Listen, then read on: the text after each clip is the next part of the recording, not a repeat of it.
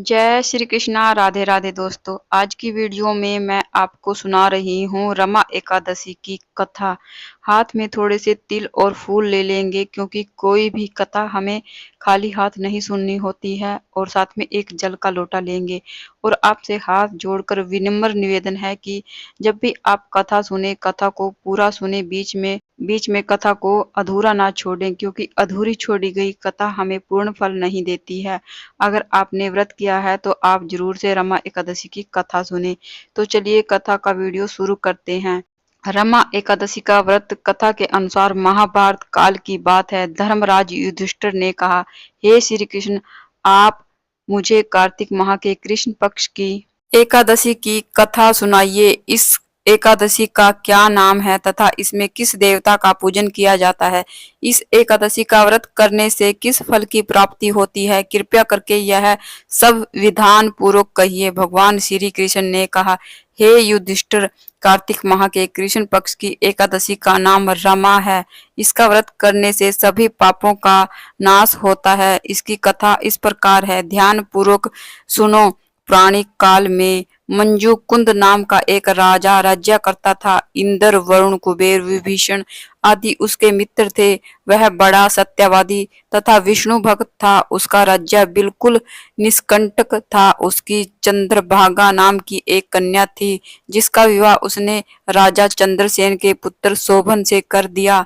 वह राजा एकादशी का व्रत बड़े ही नियम से करता था और उसके राज्य में सभी कठोरता से इस नियम का पालन करते थे।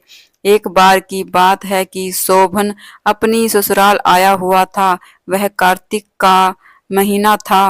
उसी माह में महापुण्यदायिनी रमा एकादशी आ गई। इस दिन सभी व्रत रखते हैं।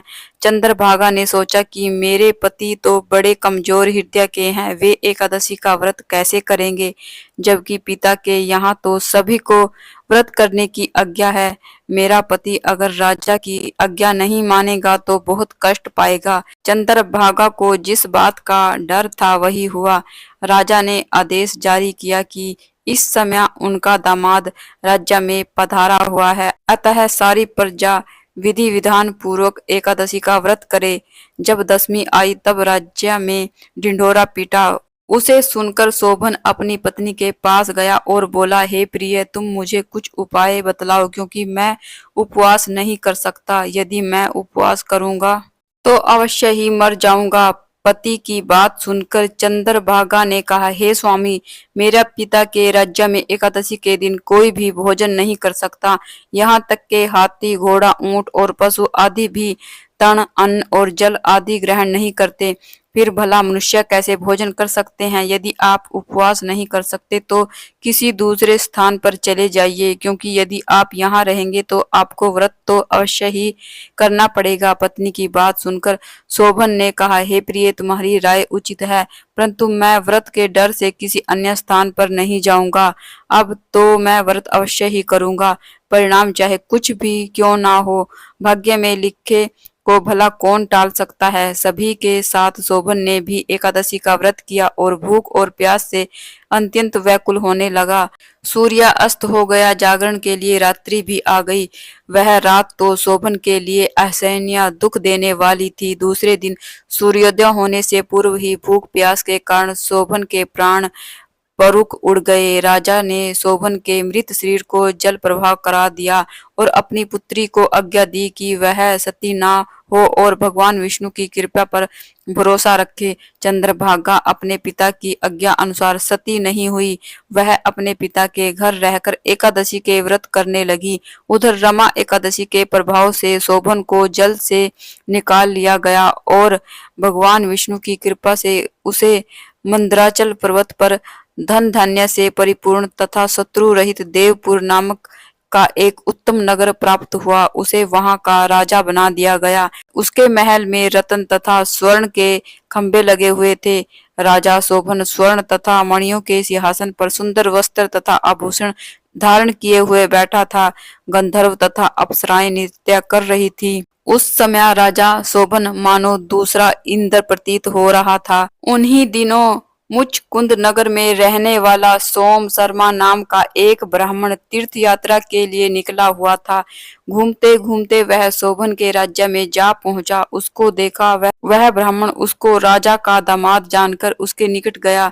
राजा शोभन ब्राह्मण को देखकर आसन से उठ खड़ा हुआ और अपने ससुर और स्त्री चंद्रभागा के कुशल क्षेम पूछने लगा। शोभन की बात सुन सोम शर्मा ने कहा, हे राजन, हमारे राजा कुशल हैं तथा आपकी पत्नी चंद्रभागा भी कुशल है।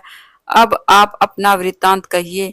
आपने तो रमा एकादशी के दिन अन्न जल ग्रहण न करने के कारण प्राण त्याग दिए थे। मुझे बड़ा विषम हो रहा है कि ऐसा विचित्र और सुंदर नगर, जिसको ना तो मैंने कभी सुना और ना कभी देखा, आपको किस प्रकार प्राप्त हुआ। इस प्रकार शोभन ने कहा, हे देव, यह सब कार्तिक माह के कृष्ण पक्ष की रमा एकादशी के व्रत का फल है। इसी से मुझे यह अनुपम नगर प्राप्त हुआ है, किंतु यह अस्थिर है। सोन की बात सुन ब्राह्मण बोला, हे राजन, यह अस्थिर क्यों है और स्थिर किस प्रकार हो सकता है, सो आप मुझे समझाइए। यदि इसे स्थिर करने के लिए मैं कुछ कर सकता हूँ तो वह उपाय अवश्य करूंगा। राजा शोभन ने कहा, हे ब्राह्मण देव, मैंने यह व्रत विवश होकर तथा श्रद्धा रहित किया था। उसके प्रभाव से मुझे यह अस्थिर नगर प्राप्त हुआ है। परंतु यदि तुम इस वृत्तांत को राजा मुकुंद की पुत्री चंद्रभागा से कहोगे तो वह इसको स्थिर बना सकती है।